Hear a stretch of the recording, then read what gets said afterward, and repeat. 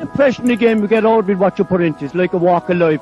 If you're good enough, go out and get it, no more about it. But not so much control in the centre of the field from Kilkenny as Richie Bennett sends it high and over the bar. Your mother sends you down to the shop for a pound's worth of goods and she gives you 50 pence. You can't get the pound's worth of goods, can you?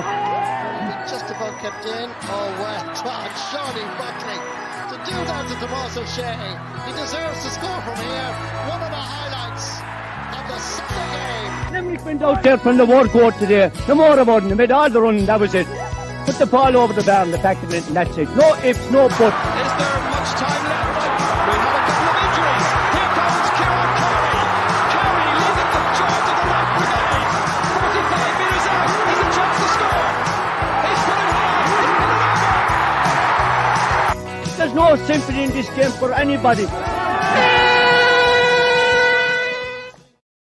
You're welcome to a very special episode of Treaty Talk today. It is a Munster final preview. As usual, I have my sidekick, Matt O'Callaghan, with me, and a very special guest today in Ciarán Carey. You would have seen Ciarán there in his heyday, 96, in a Munster semi-final with that score against Clare. Matt, I suppose it's one thing you've harped on enough about that score in Clare. It's something that makes this Munster Championship special. And in the build-up to a Munster final with fans, how are you feeling, Matt?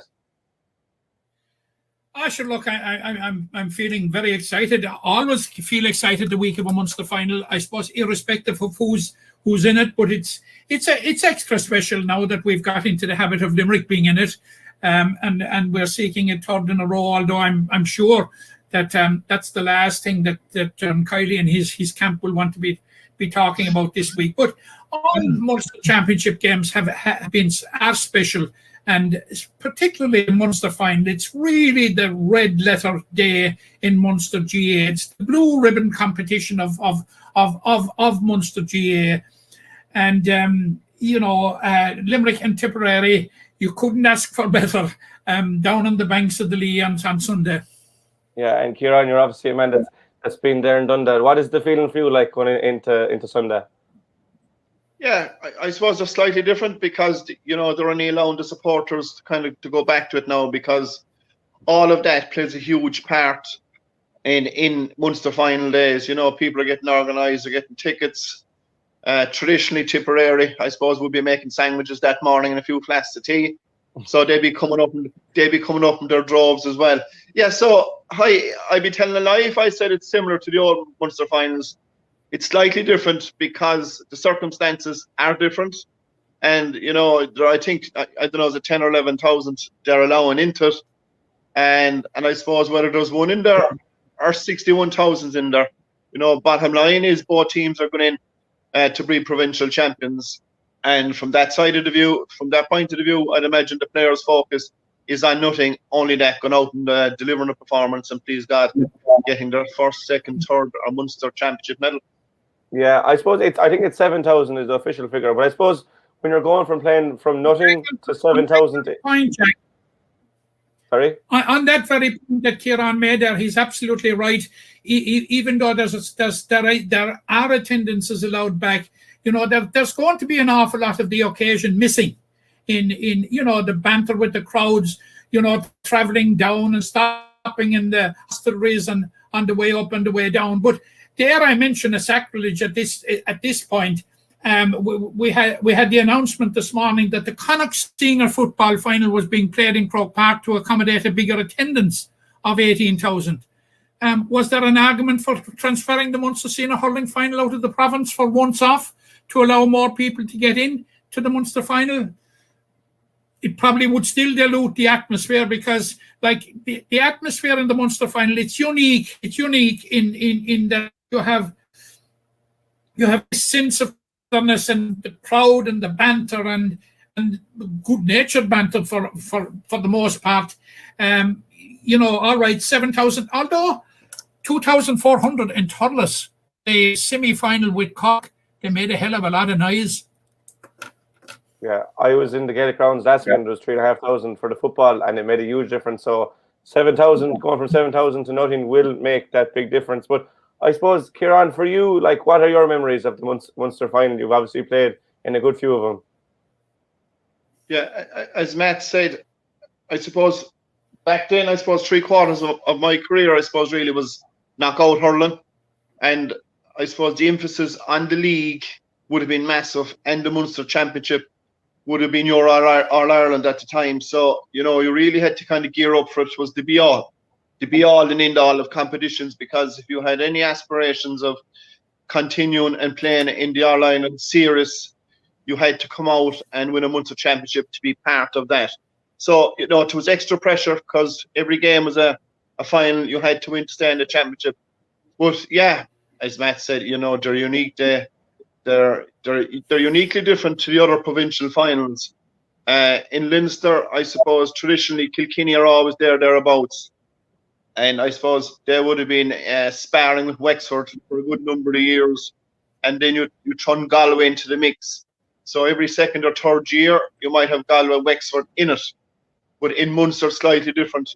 Cork were always strong, Tip were always strong, Clare were coming, and back then Limerick in every 3 or 4 years were strong. So it was a provincial championship that, and I left out Waterford also. It was a provincial championship that was extremely strong and very, very hard to win.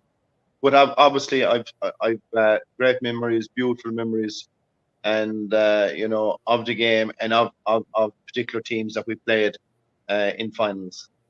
Yeah, and you talk about how difficult it is to win a Munster Championship. Limerick have a chance here to do 3 in a row, and obviously you're a great team in the mid-90s, got to 2 finals in 3 years. But what separates this Limerick team from ones you've seen in the past?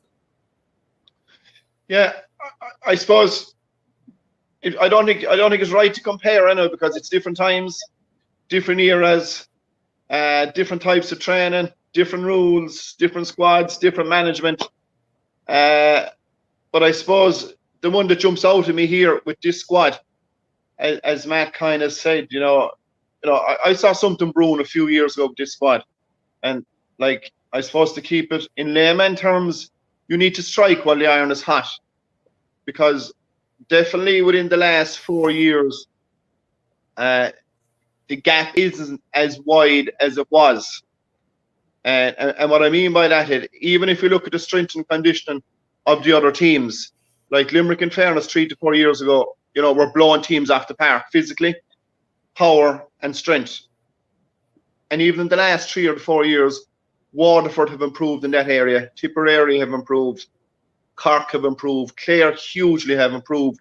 So I'd imagine a lot of these management teams just had a look at the strength and condition, had a look at the power of Limerick. I suppose before Limerick was the power of Kilkenny. So that particular area, the gap is widened. So if you want to have any chance with Limerick, you need a few things going your way. You need to match them for power, strength, and pace. So that gap is definitely not as wide as it was.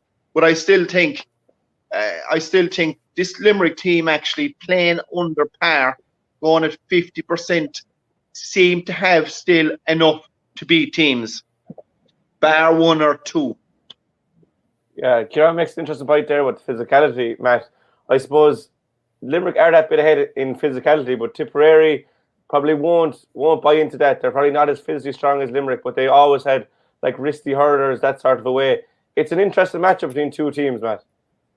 Yeah, interesting, and historically there, and Ciarán is right on what he says about the dramatic change and the difficulty, and it's not an exact science to be comparing teams from different eras, but there was a tradition in the past where the physicality mainly came from Tipperary in the past, because I can go back as far as Hell's Kitchen and all that sort of stuff, But Tipperary traditionally had a physical one. But you're right, Jack. They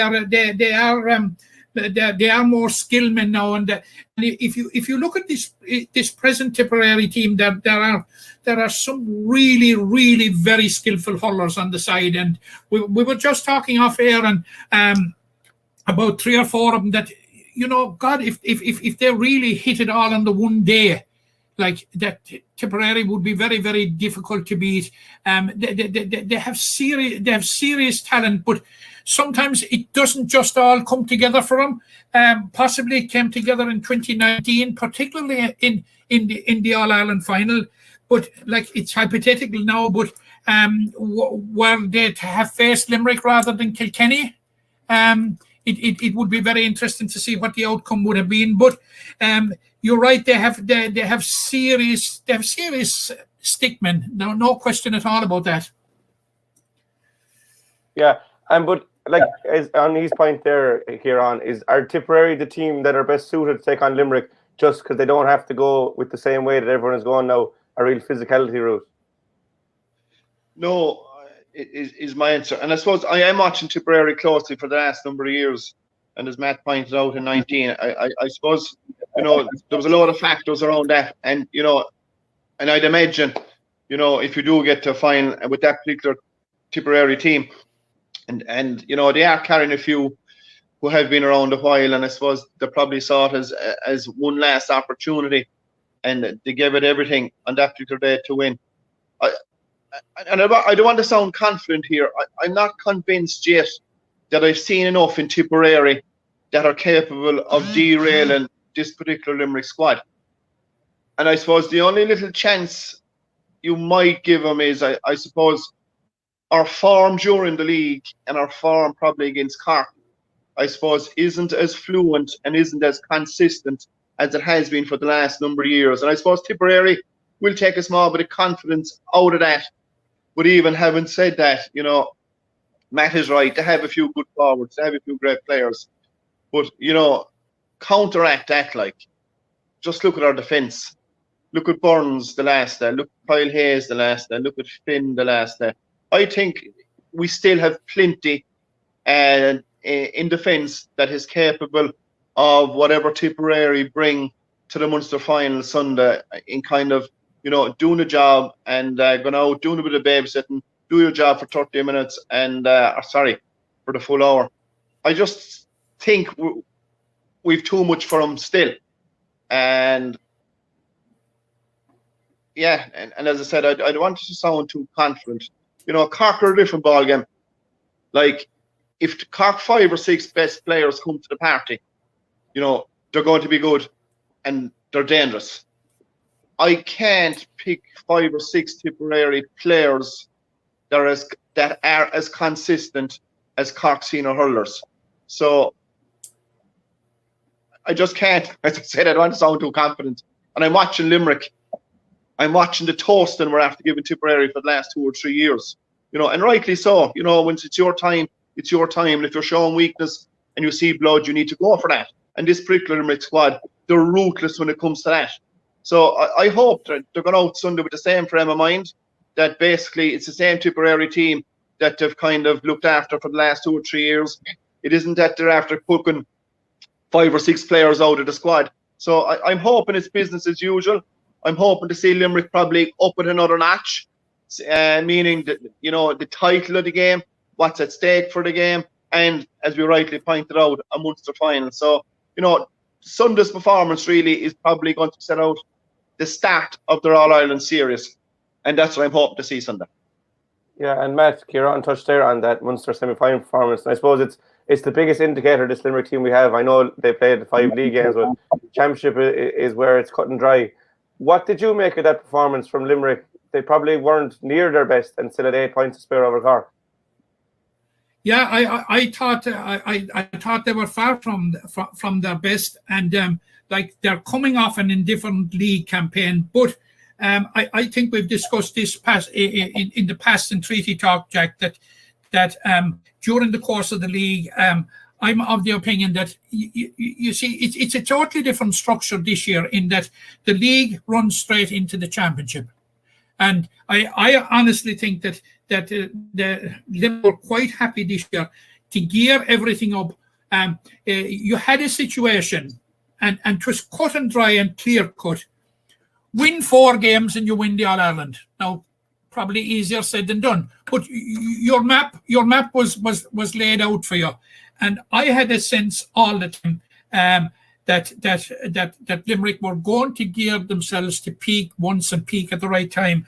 And despite it being a below par performance against Cork, but a below par performance by Limerick standards against Cork, it was measurably a measurable improvement on their performances in general in the league.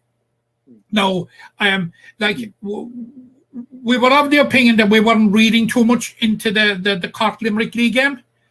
As it transpired, then it might have only been a fluke, but it probably was a closer barometer to where the teams were at than we thought at the time, even though Cork were short on the day. But I think Ciarán touched on a very important point there in relation to Tipperary, and it is this. When he was saying like that, it isn't as if they have discovered 5 or 6 new players or pulled them out of a hat or anything like that. That is absolutely correct. That is nailing it. Like we see the Pádraig Mahers, we see the Brendan Mahers, we see them, the Noel McGraths, the Seamus Callanans, and what they have done and the leadership they have provided. But there are no new leaders appearing. This is what I fear for Tipperary.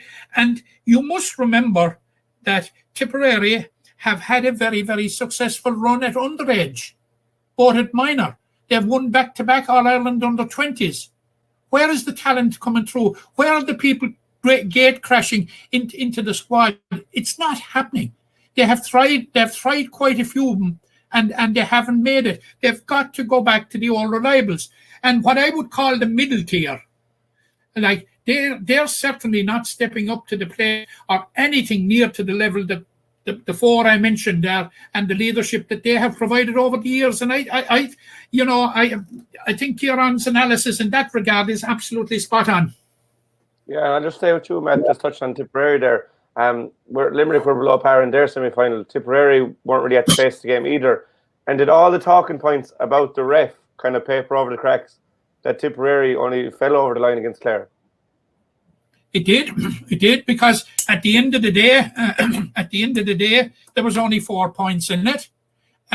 We can talk ad nauseum about it, but the penalty, the game swung on the penalty that was given, and even I suppose it was a more, it was even a stranger decision, the penalty that wasn't given to Clare. So it was tight. It was a very, very fine margin, Jack. And they talk about fine margins, but Tipperary, they to a certain degree, they stumbled over the line, and you had McCarthy off the field for 10 minutes, a very, very good player. They scored 2-4 while he was off, and John Kiley spoke about it last night in his press briefing about how impressed he was that when the window of opportunity presented itself with Clare down to 14 players and the penalty and what have you, that they ruthlessly went for it and scored 2-4 in that 10 minutes. And that's where it all, and like, it wasn't the most spectacular of goals that Seamus Callanan got. There was a certain amount of luck thrown along the way. I think they certainly stumbled over the line, and they did more stumbling up to the line than Limerick did in their semi-final anyway. Yeah, Ciarán, did you see anything from that game with Clare to suggest that Tipperary can pose Limerick a threat? I know you said you're confident Limerick, but there's surely something that stuck out from a Tip point of view. Yeah, and I suppose going back to what Matt was saying, and he's right, because I think Limerick, to be fair, the whole structure of the league, they're timing it pretty good, and they appear to be simmering at the right time. But I suppose I'd be probably a lot more worried if it was Clare we were playing Sunday than Tipperary, for my honest opinion, because Clare appear to be kind of getting it right this year, and I suppose it's a mixture of old school and the modern game, and Brian Lohan, and I suppose of all the years he was under an awful lot of pressure going in there in relation to outside activities that he's no control about, and so I was very impressed with Clare. I have to say they're as good as I've seen them the last number of years, and I thought they were doing everything right. Yeah, and it's pretty obvious that decision was a total game changer, because it changed the whole pattern of the game. Yeah, and I suppose like any good inter-county team, if you've 10 minutes there with 14 players, you have to save hay while the sun shines. And they did, they have good risky players. Jake Morris as well, you can throw in there for good measure. But on the other side of that, Matt said all the players he named, I could name another 4 or 5. And I suppose if Tipperary are really hurt, and I'd imagine there should be some bit hurt because of the trouncing that we gave them on a few occasions. I suppose that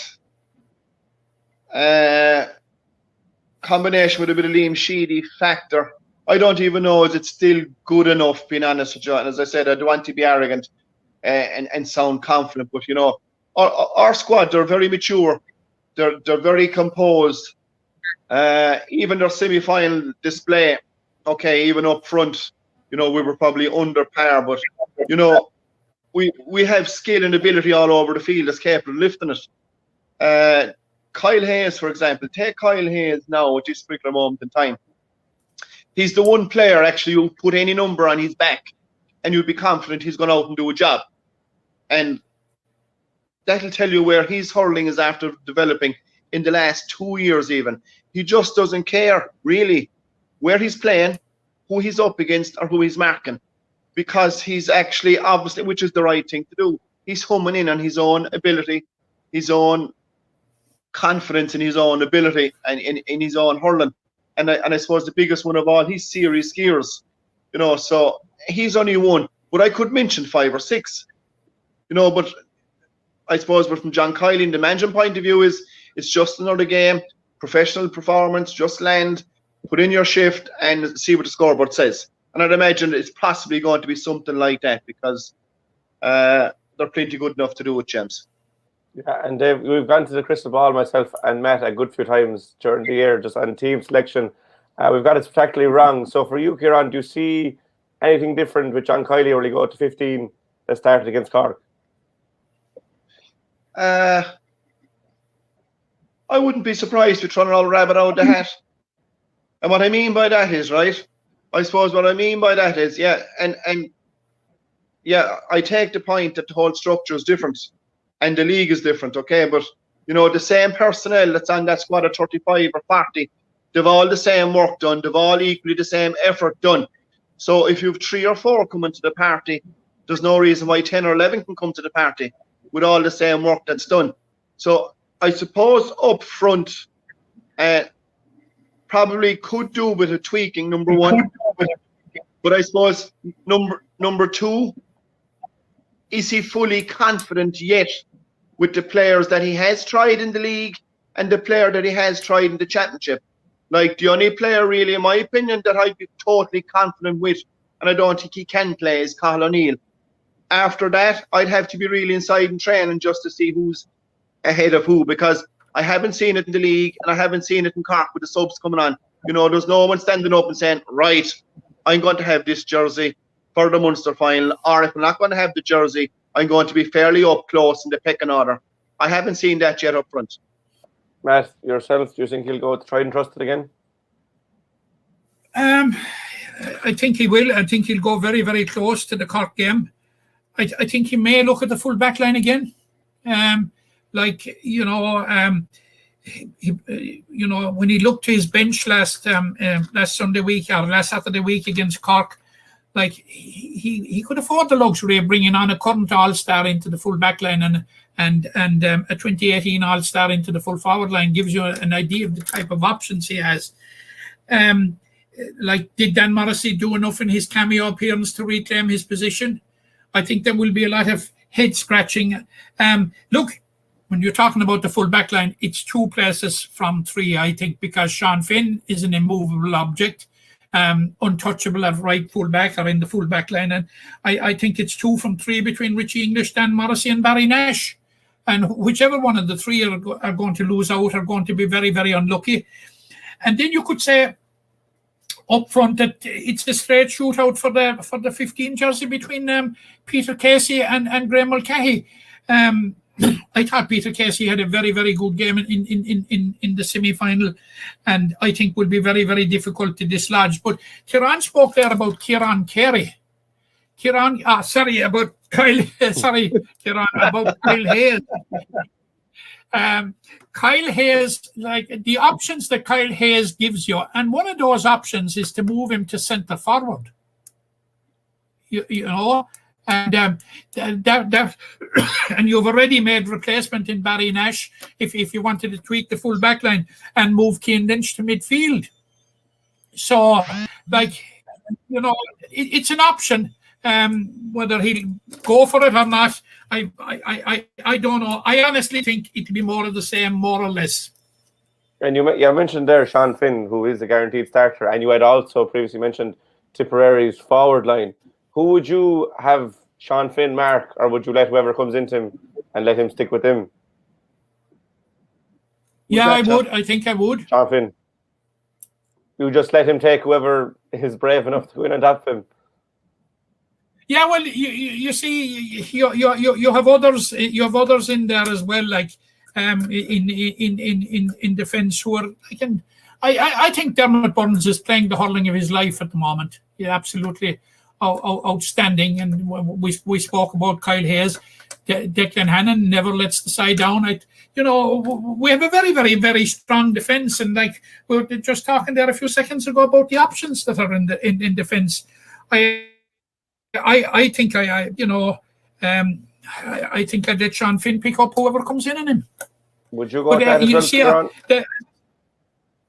as I was saying to you off air, Jack, that I think that Tipperary have 3 or 4 explosive forwards that should all of them hit top form on the day.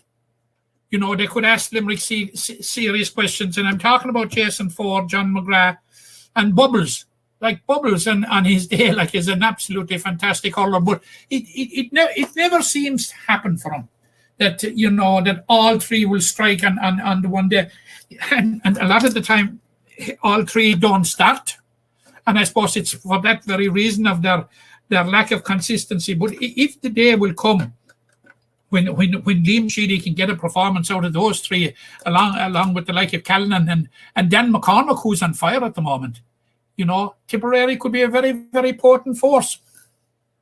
Yeah, you obviously mentioned Darren Burns there. Let's not forget, and I'll finish on this point, and we mentioned it last week, the narrative is about Limerick and Galway being the likely All-Ireland contenders. I put Tipperary in there. Yeah, we did mention it at the start of the year. Watch Tipperary. Ciarán, I suppose you're probably all happy with the defence. I think Darren Burns, regardless of who goes in, he's going to start right wing back. Kyle will most likely be left wing back. Then you've Sean Finn the corner. On the flip side, Aaron Gillan is a conundrum that Tipperary haven't solved in the last 2 years. Obviously, the 2019 final, which we haven't touched on yet really, and last year in Páirc Uí Chaoimh. They tried, Brendan Maher did a good job on him. He still managed to up the goal and score a good few points. Last year, Ronan Maher was on him. Probably Aaron made hay while the sun was shining in the rain. So what would you do if you were Tipperary man on your own club mate, Aaron Gillan?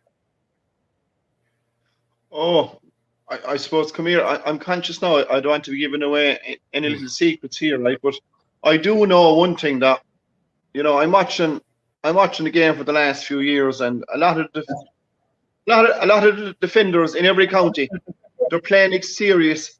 They're playing extremely safe. The art of anticipation and reading the game. Hi, this is straightforward now.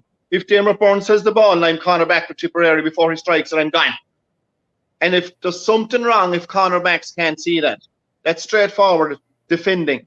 But when you're a defender, you have to take a chance. You have to be able to read the situation. You have to be able to look at 5, 6, 7, possibly 2, 4, 8, 9, and you should have a fair idea where the ball is going. If they're under a bit of a pressure and there's a squeeze in them, you should know exactly where the ball is going. But if they have time to deliver it, you should be gone before the ball is striking. And that's what I'm on about, anticipation in defence. Now, I suppose I kind of said before the championship this year, listen, the management are going to have headaches picking the full back and the full forward line. And that's all. And that's how it turned out to be. And I suppose, let's be fair and honest, Callan is still hovering. He's still around. Is he as quick as he was? No. Is he still very clever and very cute? We saw that against Clare with the offloading he was doing when he fell on the ground. So I'd be putting a wise head around him, and I wouldn't be taking any chances, and I wouldn't be giving him any advantages. That's just my own opinion. I'd be putting someone very reliable, very safe, that's capable of doing a job on him. Yeah, and I suppose up front it's open for duck season. James, this is pretty straightforward. The bottom line is you'll be considered if we're going to deliver the goods. And I suppose as a unit against Cork, did the forwards deliver the goods? I think that's pretty obvious. They didn't. You know, Casey did well and Keane Lynch did very well. The rest of the 4, you know, were kind of 50 or just below it. So that'll give you an indication that we were still good enough to push on. And the middle of the field, yeah, was a bit of an issue against Cork. They need to stand up and kind of take charge and own the game. And usually if you win an 8-9, you win most games. And defensively, I think it speaks for itself. Although Brian Finn would have been under a bit of pressure with Jack O'Connor in the first 25 minutes. You know, he was a busy little player. But after that, Finn came into his own. Similar to Keane Lynch, after about 25 minutes, came into his own, then they owned the game. But for the full hour, both sides, Burns and Hayes, ran the show. Yeah, and you mentioned a few of the lads there, all-stars like Tom Morrissey, Grod Hegarty and Aaron Glenn were probably quiet the last day. Is that a worry for John Kiley, or is it a bonus? Because you know those boys are going to hit their marks 9 times out of 10. Yeah, I wouldn't say it's a bonus. You know, he knows those guys inside out. He trusts them to the hilt. I'd have no issue with those 4 guys probably standing up Sunday long. They probably all give a man of the match displays. Yeah, I suppose that can happen for whatever reason or another. But, you know, it shouldn't happen in 2 games in a row, especially 2 big games, semi-final and final. So you get an opportunity now to kind of put last week's game or performance under your belt. And there's only one way, James, of doing that. The greatest way of doing that is going out and igniting Thurles. Yeah, and Matt, would you go along that same thing that, like, you can count on these players, even if they have an off day the next day, they'll bounce back better than ever? Absolutely, and I suppose the classical case of it is is Tom Morrissey. Like, Tom was taken off in the Munster final last year, and we saw what he did subsequently in the All Ireland semi-final and final. And you know, that I suppose that's one of the strengths of this Limerick team, that both as a collective and as individuals, that they are able to get a poor performance or a below par performance out of their system. And I suppose it's a lot of it is down to the management and creating the right climate for it. They're able to get a poor performance out of their system, put it behind them and drive on. And I'd be quite confident. I wouldn't have the slightest worries whatsoever about Gerard Hegarty, Tom Morrissey, Aaron Gillan, Seamus Flanagan. They will bounce back, and it would be very, very unusual were we to see below performances from any of those for a second game in a row. It simply hasn't happened since this group has come together. Yeah, I would expect the same from the lads. I suppose just as Ciarán was mentioned there, we probably had that Indian sign over Tipperary in recent years. Like, do you expect Tipperary to go at a different approach and try something completely new this time around, Ciarán, or will they hope for the best and go toe-to-toe at Limerick? Yeah, I suppose, and I saw the last few games that we played with Tipperary, and I remember the one inside the Gaelic grounds, you know, and it was the first of the hidings, if you want to call it that. And I can remember looking down at Liam Sheedy and Tommy Dunn at the time. You know, it's about 3 years ago. They were just outside of stunned. They were puzzled and confused. They didn't know what was happening. And that was at the stage where Limerick were bringing their own style and implementing it on the field. And to be fair, Tipperary weren't the only team to figure out what was going on. So, as I said, I'm not convinced yet that they've even rectified that. And I'll even go back to a league game this year. You know, their half backline and corner forward and cornerbacks, when they had it, you know, they were just ballooning balls into their forward line. And nearly every ball they were hitting was 2-1 or sometimes 3-1. And if you're doing that, you're going to be inviting the opposition on all the time. So I don't know really what they're going to answer the question. I don't know, because, you know, and I'm looking at the Tipperary management, and they're probably doing something different this year themselves individually that they didn't usually do. So I'm a bit puzzled really what they're going to come with. I don't see it any major issue what they come with. The big one is really that we continue to implement, take authority over the game, and stick to the process that we have been sticking to the last number of years. And whatever is new that they're trying to bring to it, that they obviously are disciplined enough and sticking to that. And I suppose, yeah, now that I mentioned discipline, I think that'll be an area, right, where we need to be very careful. Probably Sunday, because, you know, Tip could go down that road. There's a possibility. Not saying they might, but they could with this dragging and tearing and yellow card, black card, next see all of a sudden red card. You don't know, but I suppose this discipline is going to be massive. It's usually massive in every game, but obviously in the modern game, in a Munster final, they need to be extremely mindful. Obviously, discipline in implementing the game, number one, and discipline and not in getting involved with the opposition. Potential question, James, I don't really know what they're going to come with. I think we have a fair idea what Tipperary are going to come with at this stage. And Matt, there, just 2 points there. Do you think Tipperary will try and just on discipline, as Ciarán said, if Limerick give away free, Jason Ford will score it? He will. He'll score. He'll score him for fun. But we saw the way in the first couple of games, the way that Limerick had difficulty in adjusting to the tweak in the rules and how quickly they came to terms with it. And I think if there's one thing that John Kiely will have learned from the semi-final, it will be, as Ciarán touched, it will be on the discipline issue, and he will want to ensure. Now he has had first-hand experience of disciplined issues in both semi-finals. We had the sending of the sin binning of Peter Casey for 10 minutes, and the importance of discipline was further crystallized for him with the incident with Aidan McCarthy and the subsequent ruthless way that Tipperary went about it. I have no doubt that is something that John Kiely and his management team will have been focusing in on for the last 2 weeks, and I'd be quite confident. But in that regard, but it is an approach that Tip may take, to ruffle up Limerick a bit and probably draw them in and in discipline. But I think Limerick will be well ready for it. I expect Limerick will be well ready for it. And listening to John Kiely's interview last night, I suspect that they have focused in on that aspect of the game, because all right, Cork didn't take great advantage of when we were down to 14 players. But certainly, even immediately after the Cork game, John Kiely spoke about how Limerick coped with it and coped with it very, very, very quickly.